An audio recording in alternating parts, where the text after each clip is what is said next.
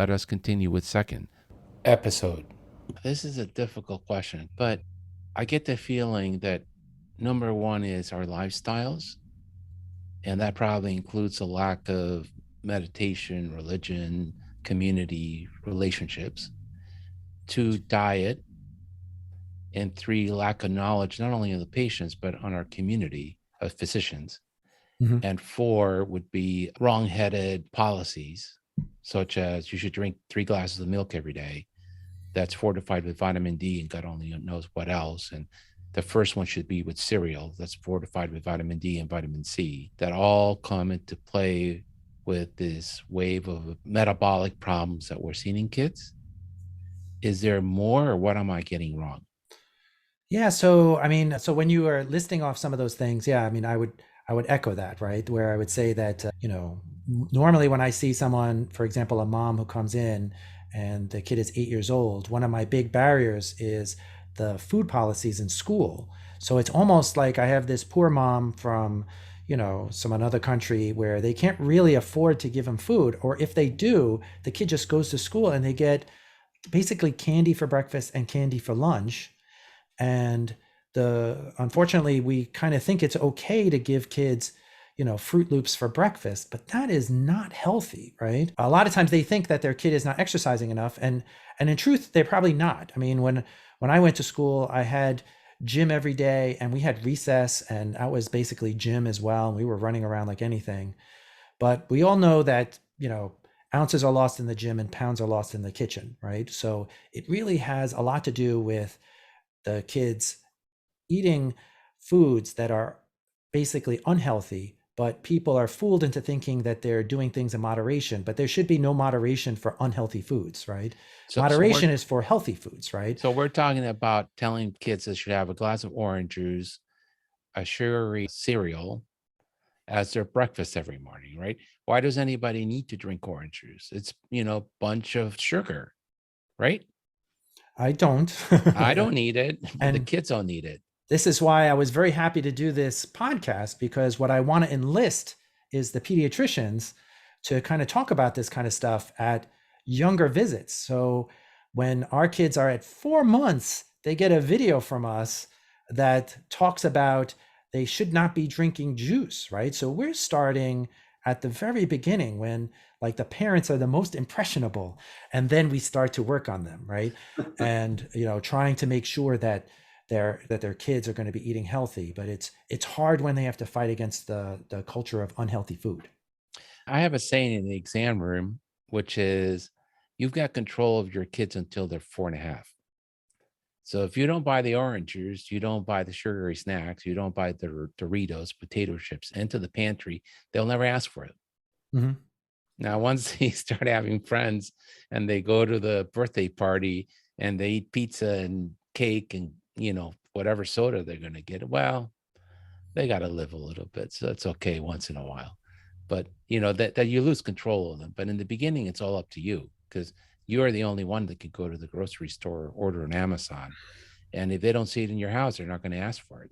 But what about like soda and Gatorade and things like that? Kids love that stuff. They don't need it. I know they don't need it. That's what every kid that I have seen, they just drink soda nonstop. Yeah, Everybody, no, it's that's why, you know, unfortunately, the fructose, which is probably one of the main reasons why we're in such big trouble, that actually activates a lot of the addictive parts of their brain.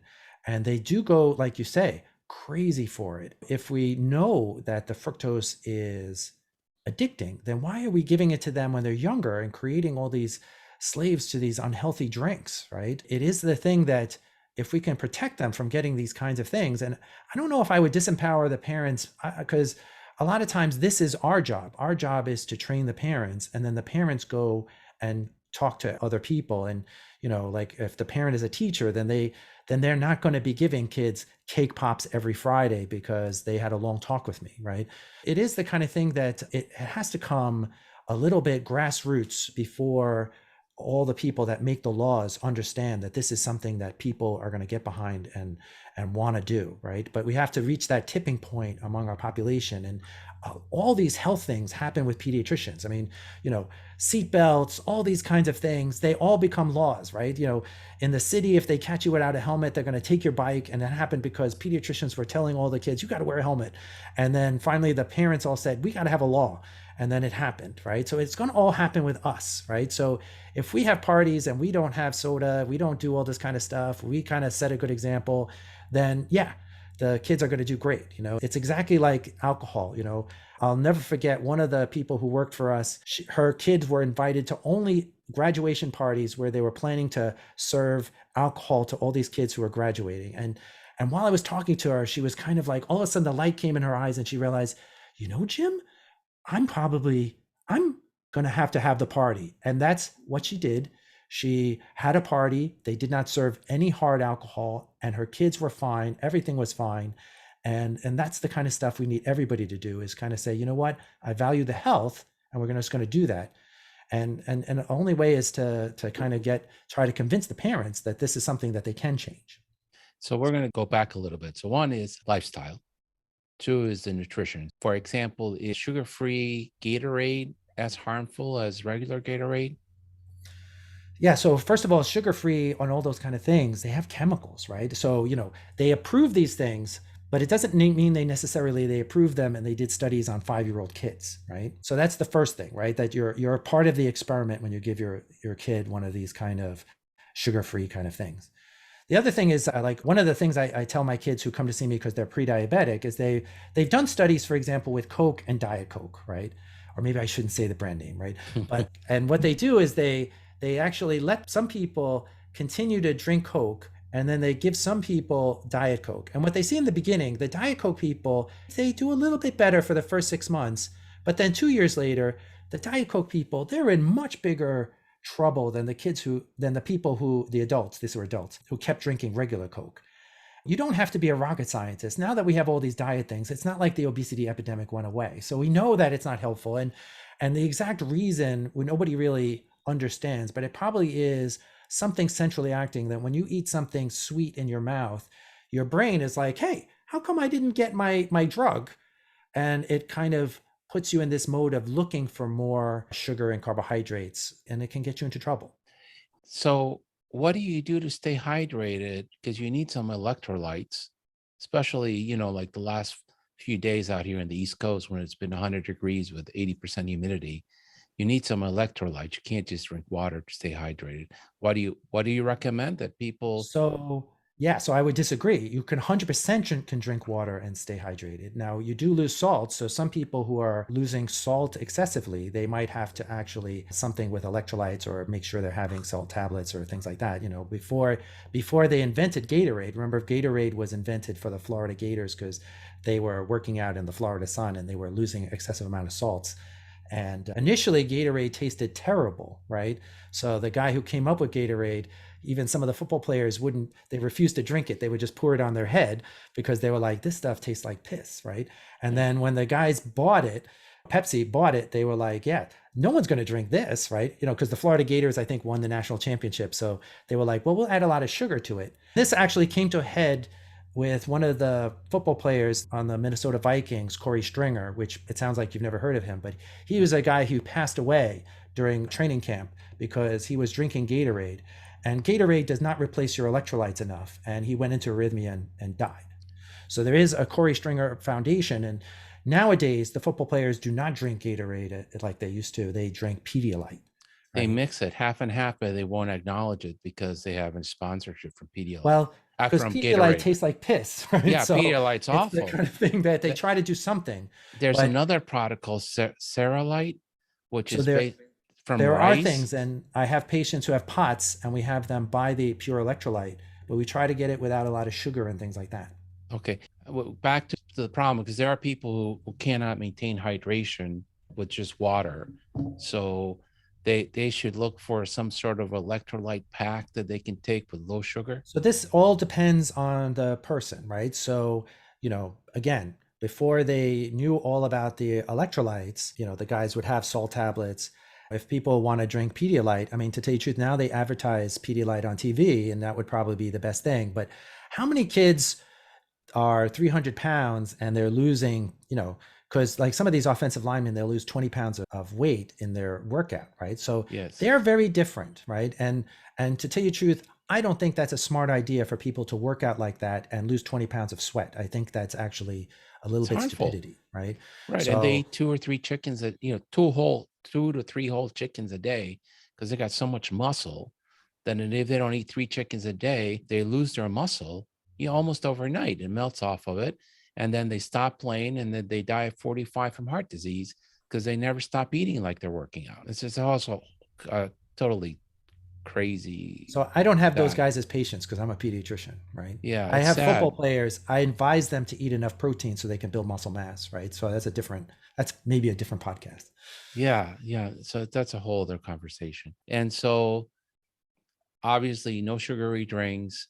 You probably can stay hydrated unless you're a very big person in a certain environment without having to take any other electrolytes. And if you're going to take electrolytes, Pedialyte would be the best, and just Right. pinch your nose, right? Yeah, I mean, yesterday I went for a run outside. It's super hot in the Northeast right now, and I drank water. Yeah. Okay. And so what else am I missing about what I need to be thinking in terms of weight management, more precisely metabolic management in kids? We talked about lifestyle, we talked about diet. What else am I missing? It's really 90% diet. I would say another 8% usually is, or 7% is usually sleep, where we have an epidemic of kids not sleeping. And when you're not sleeping, your body is not doing the normal metabolic kind of regeneration that it's supposed to. And I definitely have had some kids that they're like, Dr. Reily, I'm doing CrossFit.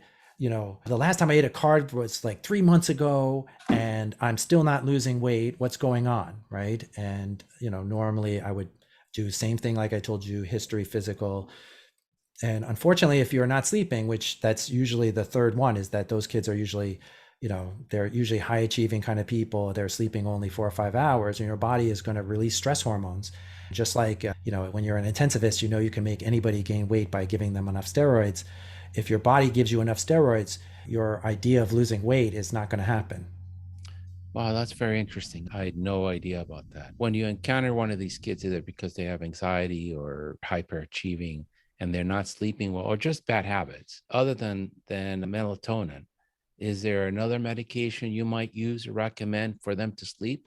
Well, I mean, first it's education, right? So this is always, so again, like what you're saying is kind of like a very doctor thing to say. And I would try to get people to get out of this kind of mindset, because the cure is not usually a pill. The cure is getting the person to understand that health is the most important thing, right? But if you have someone that you've tried to work with them, like talk about their health and trying to see, because a lot of times, for example, with sleep, the kids will be high achieving. So they'll say, no, you don't understand. Like I never went to medical school, right? You don't understand. I have to work this hard.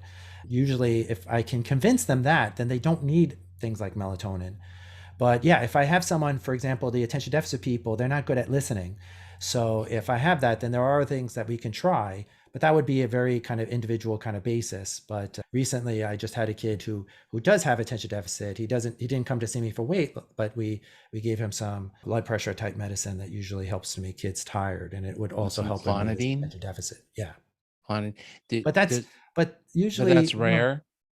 that's not a common kind of thing, because I'm not going to tell the kid who's going to bed at 12 and waking up at 6 and taking a 2-hour nap to try to, don't get rid of that. Usually what we're going to try to do is say, well, do you have to take a 2-hour nap? Can you set your alarm clock and sleep for an hour and a half? Can you go to bed at half an hour early? I mean, what are you doing for that half an hour, right? And if we can get them to be more healthier, no, I mean, that actually is one of the things that I've seen. Just, I just saw a guy that he was in big trouble. He was admitted at a psychiatric hospital. They gave him multiple medicines. Nothing was working.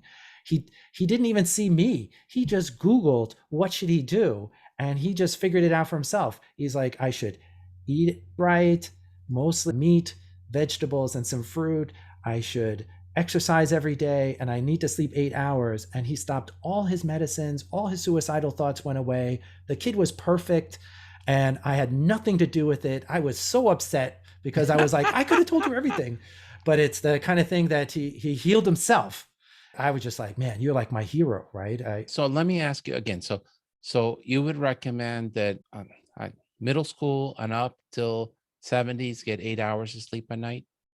So they've looked at this. So I give people very concrete recommendations. So what is your normal bedtime when you're in elementary school? It's usually around 8 o'clock, right? Because the guys have to wake up at 7, right? When you're in middle school, your normal bedtime is supposed to be around 9 because you're supposed to sleep 10 hours. And when you're in high school, you're supposed to sleep 8 or 9 hours. So normally they go to bed around 10 because they're usually having to wake up at 6, right? It depends. If you're a swimmer and you have to be in the pool at 5:30, those guys have to go into bed much earlier, right?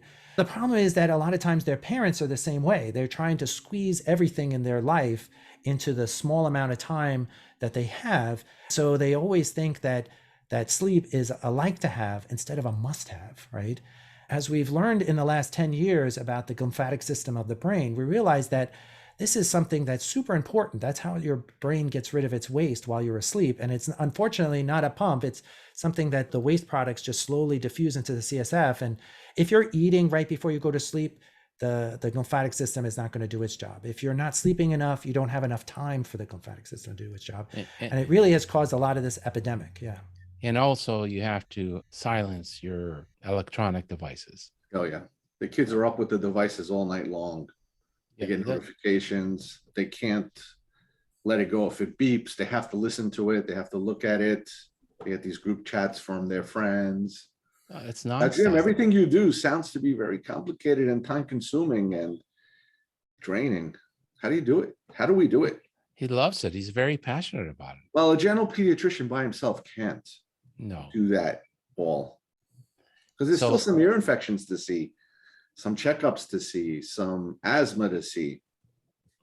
I would kind of say that a little bit different, right? Because that's a thing like you see people say all the time, right? I'm too busy to handle all these patients I have. And you know what? You just hire someone else, right? That's actually what we've done, right? I mean, George is super great, right? Because he's like, oh, I'm going to see these obesity people and I'm going to have less time. And he's like, knock yourself out. Right? So, and then we just hire people to kind of fill those spots. Yeah. I understand the last thing you want to do is put a child on medication, but there are some times where they're doing everything they're supposed to do and they get stuck. So if their insulin is really high in the morning, before you go on medication, what could they do to decrease that or improve that if it's not genetic? It's very interesting with the insulin, right? Because what happens is first there's a damage to your fat cells, right? So this is part of the stuff that we never learned, right? And what happens is then after the fat cells and all these things start getting into trouble, people get what we call insulin resistant, which I see that all the time when I do a test where I give the kids sugar to drink and I see their fasting sugar and fasting insulin. And then 2 hours later, I look at their insulin and some of these kids, their insulin is super high after 2 hours of having some sugar to drink, right? And so this is kind of like what happens is they eat breakfast, right? And let's say their breakfast is a very sugary meal. And insulin is the master switch that allows us to lose fat. What happens is that they eat a breakfast. Let's say they're going to school and they're having an apple cinnamon bar, right? All these kind of things that are like just candy. Their insulin goes up and then it goes down. But instead of in me, it goes up and goes down pretty quickly. For them, it goes up and it stays up until it's lunchtime. And then at lunchtime, all the school food is basically sugar or junk. And then it never goes back to the way it was before and it goes up. And then if they're at dinner, they're grabbing something quick because they're doing soccer or they're doing whatever, they grab some pizza. Now the sugar is going to go up. The insulin is going to go up again. And then their insulin is going to be high the whole time when they're sleeping. When your insulin is high while you're sleeping, you're not going to be in balance, right? Because the way that God designed us is sort of like eat the food during the day and then burn the calories at night, almost like a hybrid car. Now they're kind of having the insulin high. You're getting a signal to your body, do not burn this food. Go into kind of a low metabolic state. And they're going to try not to burn their calories that they've accumulated during the day. And this happens when your insulin is elevated, right? And that's why the fasting insulin is so important, because it kind of tells us, yes, this is exactly what's going on in your body. So if you can kind of structure a kid's day where they're not getting that huge insulin spike first thing in the morning, and if their dinner is not a huge insulin spike, and we're saving this exposure to the things that raise your insulin for more like the middle of the day. So how do you do that practically? So breakfast should be some eggs, and So yeah, dinner should be so heavy on protein, they've looked fish. at that. Yeah. So if you have, it's usually what raises your insulin the most is the combination of fat and carbs. So like a donut, right? So that raises it a lot. If you just had plain bread, it would raise it your insulin like this. But if you had eggs with some avocado and whatever, that doesn't raise your insulin a whole lot. Then you have an opportunity for your insulin to go down, down, down during the day until you eat And again. dinner But time, what kind of protein? Does it matter? trying to have the healthiest protein you can, but that's like a barrier for some people, right? So a lot of times it's just the cheapest kind of protein they can have. But when I see an older kid, a lot of times they're also nutrition deficient, which we didn't talk about as a barrier to weight loss.